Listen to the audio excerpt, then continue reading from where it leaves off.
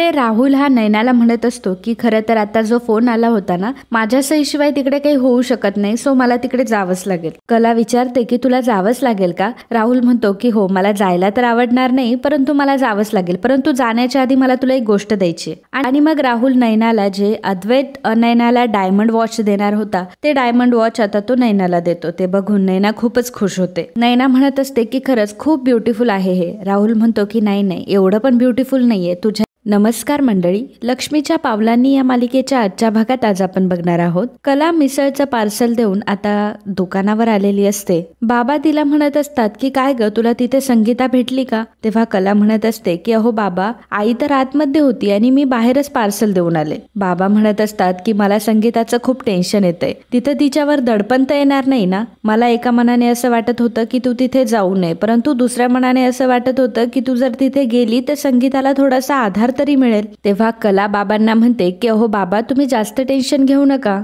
आणि तुम्हाला खरं सांगू का, त्या अद्वैत चांदेकरच्या स्वभावावरून बाकीच्यांच्या स्वभावाचा अंदाज बांधणं खूप चुकीचं आहे. अद्वैतचे आजोबा अहो ते इतके चांगले आहेत, त्यांना कोण नाही ओळखत आज कोल्हापुरामध्ये. तरीही मी त्यांना जेव्हा पहिल्या दिवशी भेटले होते त्यांना अजूनही माझं नाव लक्षात होतं. आणि ती अद्वैतची आत्या स्वतः स्टॉलवर आली आणि मी जेव्हा पार्सल द्यायला गेले तेव्हा मला आतमध्ये येण्याची विनंती सुद्धा त्या करत होत्या. बाबा अहो, ती माणसं वाईट नाहीये हो. तर बाबा म्हणतात की आत्ता कुठेतरी मला बरं वाटलं हे सर्व ऐकून.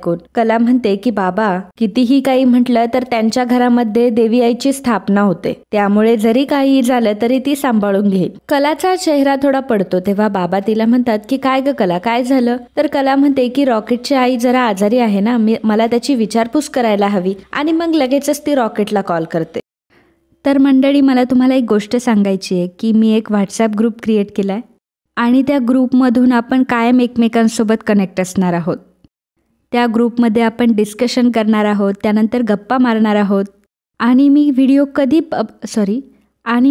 कधी पब्लिक केला याचं नोटिफिकेशनसुद्धा तुम्हाला ग्रुपवर भेटेल. त्यामुळे लगेचच आपल्या व्हॉट्सॲप ग्रुपला जॉईन करा आणि लगेचच आपल्या सखी सहेली या व्हॉट्सॲप ग्रुपला जॉईन व्हा. लिंक तुम्हाला इथे कोपऱ्यामध्ये दिसत असेल किंवा तुम्ही कमेंट बॉक्स किंवा डिस्क्रिप्शन बॉक्समध्ये सुद्धा जाऊन लिंक चेक करू शकता आणि आपल्या ग्रुपला जॉईन होऊ शकता. लवकर जॉईन करा, कारण मी तुमच्या सर्वांची तिथे वाट बघतेय. धन्यवाद.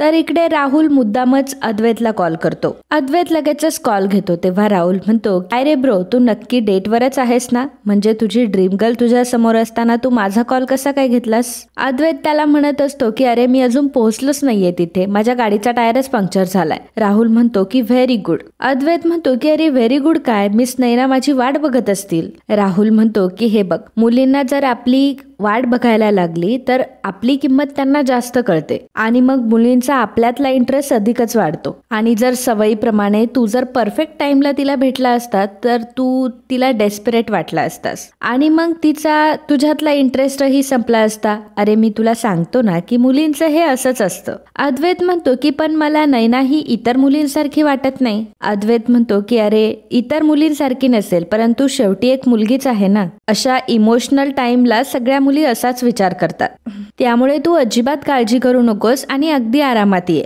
अद्वैतला सुद्धा त्याचं म्हणणं पटतं. तर इकडे रोहिणी संगीताला म्हणत असते की मिसेस खरे घ्या मिसळ, आमच्या स्पेशल गेस्ट आहात ना तुम्ही. संगीता मनात विचार करत असते की दिवसभर मिसळीचा वास असतो नाकामध्ये आणि इथे येऊन सुद्धा मिसळच खायची, परंतु ह्या चांदेकरांच्या मिसळमध्ये आमच्या मिसळचाच वास येतोय. रोहिणी म्हणते की खरं तर एखादं चांगलं काम होत असेल तर गोडाधोडाचं खातात, परंतु आपल्या कोल्हापुरात जर चांगलं काम होणार असेल तर झणझणीत मिसळ खाल्ल्याशिवाय होतच नाही. तितक्यातच आबा येतात आणि म्हणतात की अगदी बरोबर बोलतीयस तू. आबा सुद्धा आता त्यांच्यासोबत मिसळ खायला बसतात. तर सरोज आबांना संगीताची ओळख करून देते की ह्या खरे आपल्याकडे जी नैना आली होती ना, तिची आई आहे ही. सरोज संगीताला सांगते की आणि हे आमचे आजोबा. तर संगीता म्हणते की हो मला माहिती आहे, यांना कोण नाही ओळखत, त्यांना उत्सवात पाहिलं होतं आणि कोल्हापुरात तर किती मोठमोठे फोटो लागतात त्यांचे. रोहिणी म्हणते की आपण बोलत काय काय बसलोय, मिसळ जर थंड झाली तर अजिबात चांगली लागणार नाही. आणि आता सर्वजण आपण मिसळ खायला सुरू करूयात, नाही तर मिसेस खरे पण नाही खाणार. सर्वजण आता मिसळ खायला लागतात. रोहिणी म्हणत असते की मिसेस खरे येणार म्हणून एका स्पेशल ठिकाणावरून मिसळ मागवली.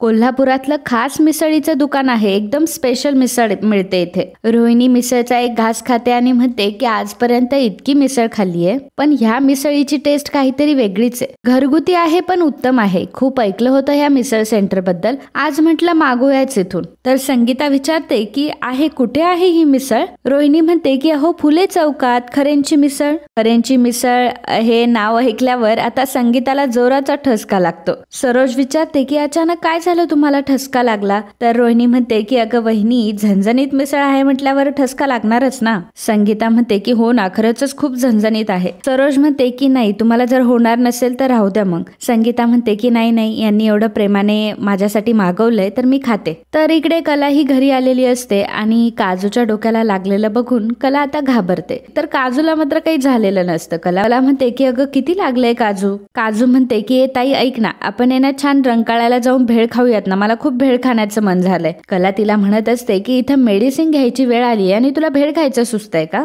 काजू म्हणते की अगं त्या कडू मेडिसिन पेक्षा तर रंकाळ्याची भेळ खूप मस्त असते. काजू म्हणते की हे बघ ताई, तू तर बोलूच नको, तू माझी एवढी काळजी घेते, दुसऱ्यांच्या जीवा पुढे तू स्वतःच्या जीवाची कधी काळजी घेतेस का एवढी. कला म्हणते की अगं तू गप्प बस ग आणि मला सांग तू काय खाल्लंयस का. काजू म्हणते की मला तू सांग की तू काही खाल्लंयस का. सकाळी तुला वडापाव दिला होता तो तरी खाल्लास का. कला म्हणते की नाही खाल्ला. काजू म्हणते की हे बघ ताई, तुझं असंच असतं, तू स्वतःकडे अजिबात लक्ष देत नाही. कला म्हणते की बरं तुला रंकाळ्याला जायची काही गरज नाही, त्यापेक्षा मी घरातच काहीतरी चटपटीत बनवू का, पोहे बनवू का तुझ्यासाठी. काजू म्हणते की हा मला पोहे चालेल, तू पटकन बनव. तसंही आज दुकान जरा मी बंदच ठेवलंय, कारण रॉकेटच्या आईची सुद्धा तब्येत खराब आहे. पण आई आणि ताई अजून घरी आल्या नाहीयेत तर मला टेन्शन येतंय ग. काजू म्हणते की अगं त्यांची काळजी नको करूस, त्यांना काहीच होणार नाही. कळलं का तुला. तर कला म्हणते की हो आजीबाई कळलं, आता मी किचन मध्ये जाऊन काम करते. काजू म्हणते की चल मी पण तुझी मदत करते. कला म्हणते की अरे बापरे, तू माझी मदत करणार. काजू म्हणते की हो, करायला नाही खायला मदत करणार आहे मी तुझी. आणि मग दोघीही किचन मध्ये जातात. तर संगीता आणि बाकीचे सर्वजण आता बोलणी करायला बसलेले असतात.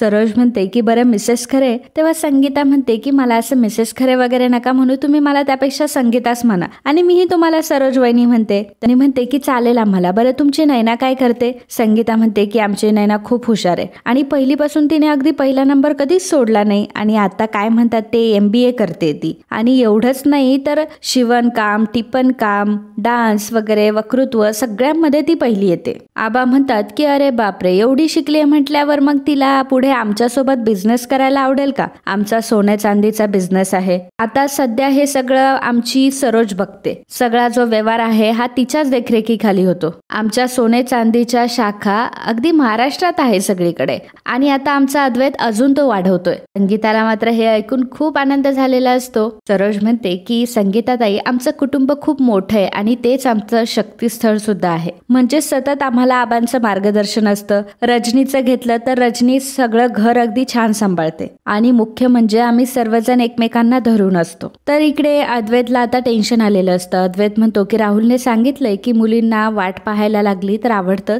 परंतु मला नैनाला एक मेसेज करून द्यायला पाहिजे. आणि नैनाला तो मेसेज करतो की मला लेट होणार आहे, मी एका कारणामुळे लवकर नाही पोहोचू शकत. गाडी सुद्धा ठीक झालेली असते आणि अद्वैत आता निघालेला असतो. अद्वैतची गाडी ही राहुलच्या माणसानेच ठीक करून दिलेली असते. अद्वैत गेल्यामुळे त्या माणसाचा लगेचच राहुलला कॉल येतो. तो माणूस तिकडे म्हणत असतो की आता तर तो निघून गेलाय, काय करू, अजून थांबवू का, अजून काही राडा वगैरे घालू का पुढे जाऊन. राहुल म्हणतो की नाही त्याची काही गरज नाहीये, मी आता हँडल करतो. आणि त्या माणसाने आता फोन ठेवून दिलेला असतो. तरीही अद्वैत खोटं त्याला बोलत असतो की हो मला माहितीये ना, माझ्या सहीशिवाय दुसरं काही होऊ शकत नाही, मी काही काळजी करू नका, मी सगळं हँडल करतो. तर राहुलचं बोलणं आणि राहुलचं वागणं आता नैनाला आवडलेलं असतं. नैना मनात विचार करत असते की एवढं महत्वाचं काम सोडून सुद्धा तो मला भेटायला आला, एवढा विचार करून सुद्धा तो माझा विचार करून इथे आला. श्रीमंत माणसांमध्ये एलिगन्स पण असतो हे याच्याकडे बघूनच कळतंय मला आणि खरं तर मला हेच हवं होतं. तर इकडे सरोज आता संगीताला विचारते की मग सध्या काय करते तुमची नैना.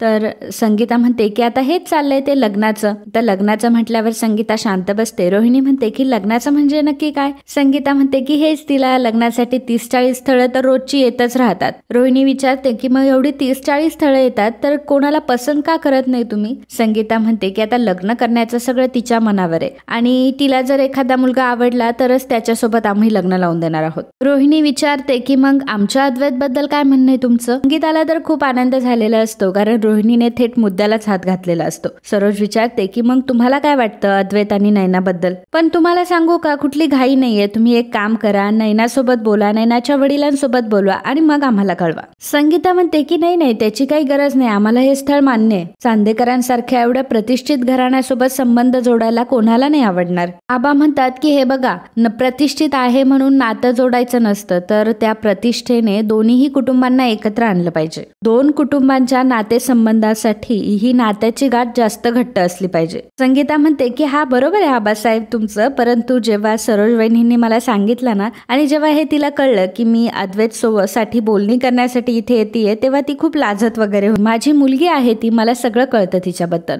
रोहिणी म्हणते की अरे वा, असं जर असेल तर मी अद्वैतची आत्या हे लग्न कन्फर्म करते. रजनी म्हणते की हो मलाही चालेल. सरोज म्हणते की एक मिनिट, पण मी अजून होकार दिलेला नाहीये. तर इकडे राहुल हा नैनाला म्हणत असतो की खरं तर आता जो फोन आला होता ना, माझ्या सहीशिवाय तिकडे काही होऊ शकत नाही, सो मला तिकडे जावंच लागेल. कला विचारते की तुला जावंच लागेल का? राहुल म्हणतो की हो, मला जायला तर आवडणार नाही, परंतु मला जावंच लागेल. परंतु जाण्याच्या आधी मला तुला एक गोष्ट द्यायची. आणि मग राहुल नैनाला जे अद्वैत नैनाला डायमंड वॉच देणार होता, ते डायमंड वॉच आता तो नैनाला देतो. ते बघून नैना खूपच खुश होते. नैना म्हणत असते की खरंच खूप ब्युटिफुल आहे हे. राहुल म्हणतो की नाही एवढं पण ब्युटिफुल नाहीये तुझ्या इतकं. नैना आता विचार करत असते की हा राहुल एवढा मोठा बिझनेस सांभाळतो, हुशार आहे, स्मार्ट आहे, याला समोरच्याचा रिस्पेक्ट देखील करता येतो आणि स्वतःच्या भावाच्या चुका देखील सांभाळतो. खरं तर माणसाने हे असं असायला हवं. मित्रांनो, आजचा हा भाग इथेच संपतो. पुढील भागात आपल्याला पाहायला मिळणार आहे. इकडे आबा संगीताला म्हणत असतात की काजलची फीस भरायची होती, त्यासाठी कलाने पैसे जमवले होते,